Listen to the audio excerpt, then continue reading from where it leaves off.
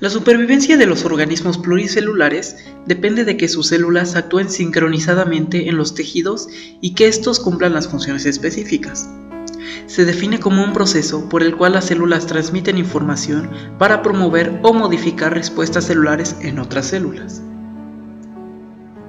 Las respuestas pueden ser excitatorias, por ejemplo, contracción muscular, inflamación, inhibidoras, moduladoras, por ejemplo, funciones de aprendizaje y memoria. Fase intercelular, liberación de una sustancia portadora de un mensaje a partir de la célula efectora hasta la llegada de este al interior de la célula que va a dar respuesta al mensaje, célula diana. Fase intracelular, todos los procesos y sustancias implicadas en la producción de la respuesta celular, segundos mensajeros, enzimas, proteínas estructurales, genes y otras. Mensajero. Es el primer mensajero o el mensajero extracelular. El receptor es la molécula específica para el mensajero que se encuentra en la membrana de la célula receptora y la información llega al interior de la célula o en otros casos difunde por la membrana o es transportado por algún componente celular hasta llegar al sitio de recepción celular, el núcleo u otro organelo. El proceso de transmisión de la señal afecta a una secuencia de reacciones bioquímicas dentro de la célula que se lleva a cabo a través de enzimas unidas a otras sustancias llamadas segundo mensajero. Tal como al recibir las señales en un teléfono se convierten de eléctricas a sonido, de esa manera las señales que llegan a la célula se convierten de una molécula a otra molécula para que la célula blanco las pueda interpretar. En muchos procesos de traducción de señales se implica cada vez más en el evento de un número creciente de enzimas y sustancias desde el inicio del estímulo. Parte desde la adhesión de un ligando al receptor de membrana hasta la activación de un receptor que convierte el estímulo en respuesta. Dentro de la célula provoca una cadena de pasos. Cascada de señalización o ruta de segundo mensajero, cuyo resultado es la amplificación de la señal. Los receptores celulares presentan en su estructura dos regiones o dominios funcionales bien diferenciados, uno de reconocimiento y otro de detección de los estímulos, que presenta una diversidad paralela a la de los estímulos, y otro dominio efector que permite a unos pocos tipos fundamentales, por lo que la secuencia de eventos son capaces de iniciar.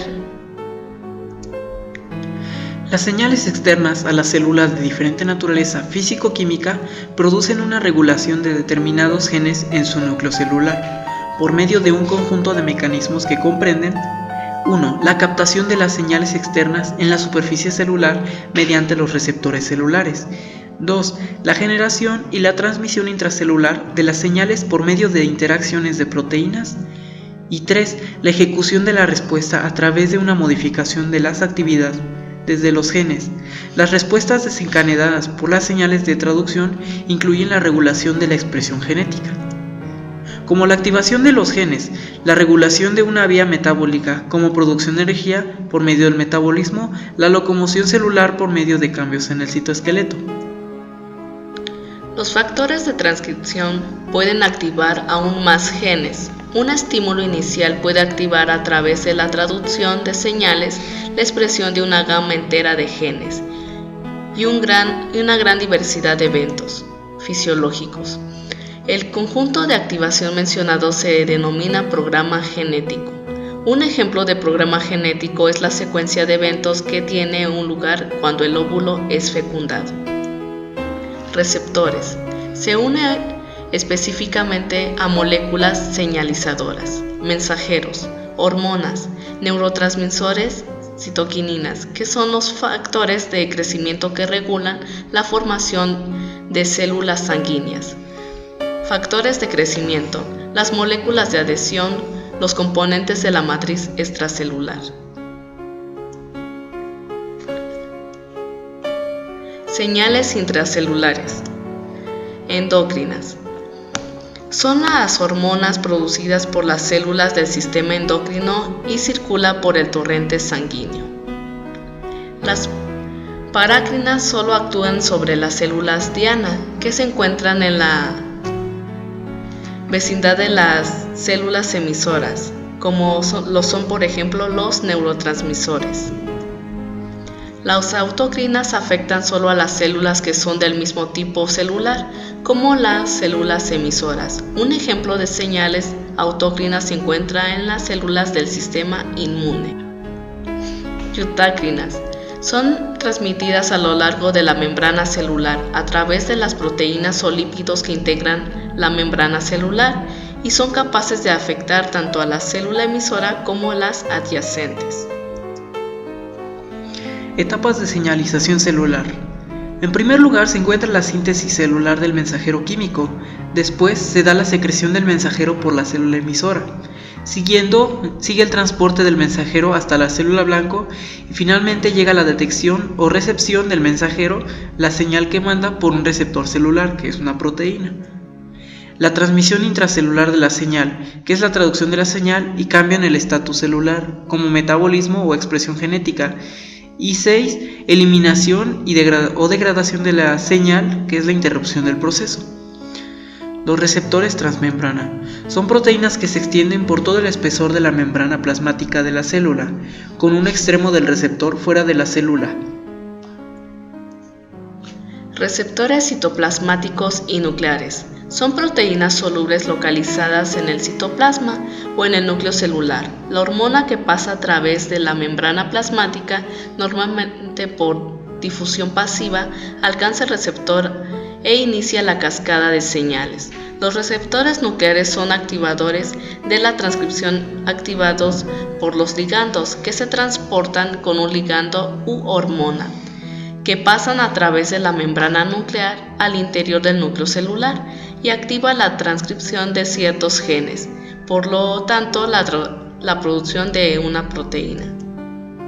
Cuando el dominio extracelular reconoce a una hormona, la totalidad del receptor sufre un cambio en su conformación estructural que afecta el dominio intracelular, confiriéndole a una acción.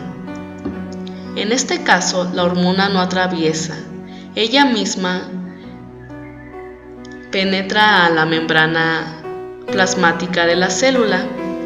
Receptores citoplasmáticos y nucleares. Los ligandos de los receptores nucleares son hormonas lipofílicas como las hormonas esteroideas, por ejemplo, la testosterona, la progesterona y el cortisol, derivados de la vitamina A y vitamina D. Biosíntesis y secreción de hormonas por los órganos endocrinos. Por ejemplo, el hipotálamo, que actúa sobre la hipófisis, activa la producción de hormonas hipofisiarias, las cuales activan los órganos endocrinos que finalmente producen las hormonas para los tejidos diana. La regulación de la fuerza de la señal en la disponibilidad de la hormona en el citoplasma. Muchas hormonas pueden ser convertidas en formas de depósito por las células diana para su posterior uso. Este reduce la cantidad de hormona disponible. Y modificación de las hormonas en el tejido diana. Algunas hormonas pueden ser modificadas por la célula diana, de modo que no activan el receptor hormonal. Mensajeros químicos, de los cuales tenemos los liposolubles con receptores de superficie celular. También tenemos los hidrosolubles con receptores de superficie celular, polipéptidos y las aminas. Mensajeros hidrosolubles que se unen receptores de superficie celular.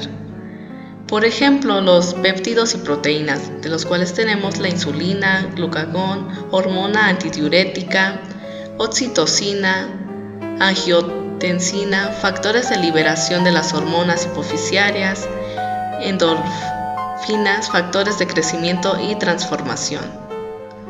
Primeros mensajeros liposolubles con receptores intracelulares, de los cuales tenemos los esteroides, las hormonas sexuales masculinas y femeninas, hormonas de corteza de glándulas suprarrenales, de los cuales tenemos el cortisol, cortisona, aldosterona y la vitamina D.